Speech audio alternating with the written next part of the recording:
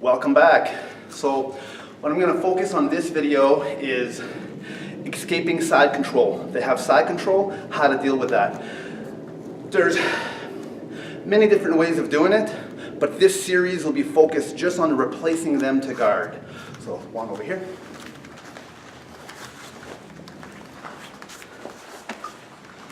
So they got side control. I want to take my hand at the shoulder and forearm in front of the neck. I want to lift up and throw a J motion in there to create some space. This hand, the elbow will be at the hip for start to prevent them from crowding onto me. Then I want to just shrimp to my side, create space. I take my bottom shin across the rib cage. Then I throw a slight roundhouse motion. So for the people in striking arts, I just throw a roundhouse motion a little bit, pressure, to create a bit more space. I take the opposite foot, I insert on the inside knee, and this is where I anchor. Then I rotate to free up the other foot to get into guard. He happens to crowd me. This foot is now trapped.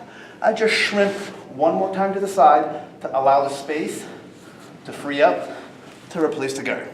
Let me show this one more time. I'm here. Good bite at the shoulder. Lift up with the elbow. Throw a J motion. Other elbow at the hip. I shrimp away. I bring my knee into his rib cage area. I bring my shin across his rib cage area. And from here, I throw a roundhouse motion to create space. The opposite foot entangles at the inside knee, and I anchor onto that to allow me to rotate to free the leg. He happens to crowd me. This foot is trapped. No worries. Throw in an extra shrimp to the side and free up the foot. And I've replaced the guard. That's one way to replace the guard.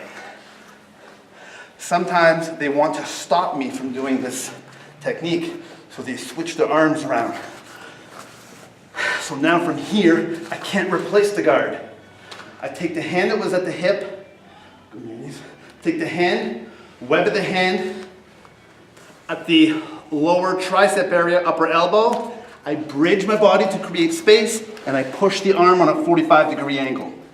Then I drag my foot against the ground, do a circular motion, and I replace the guard. One more time. So from here, web of the hand at the lower tricep, I bridge my body, I push, I shrimp into him. It's sort of a one-off rule. You tend to always turn into your opponent. On this one, I turn away from my opponent. Then I just circle, drag my toe on the mat as much as I can, and rotate him back into guard. That's your second way. The third way, they're still in that same position.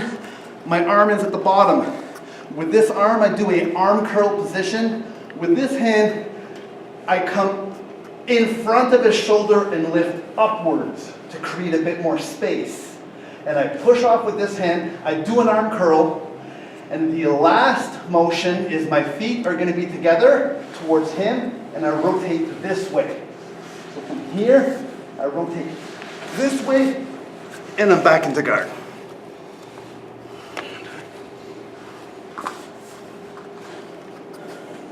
So the hand, the lower forearm, wrist area has to be at his bicep. The palm of the hand lifts up at the shoulder to create more space from here. So I push off the shoulder, I do an arm curl, with the leg motion all at the same time, and I bring him back to guard. Let me give you a quick review how a drill would work as you're training the series. So from here, shrimp away, roundhouse motion, insert foot, around, he crowds me, I shrimp one more time, I've replaced the guard. Second one, he switches his arms, the hand at the tricep, do a big bridge, and push up on a 45-degree angle. This foot drags, replaces back to guard. And the third one, be in this position, this hand comes in front of the shoulder, pushes up, arm curl, swing the legs, and then get back into guard. Thank you, one. So those are 3 fundamental ways of replacing them to guard from side controlled escapes. Good way to train with your training partner.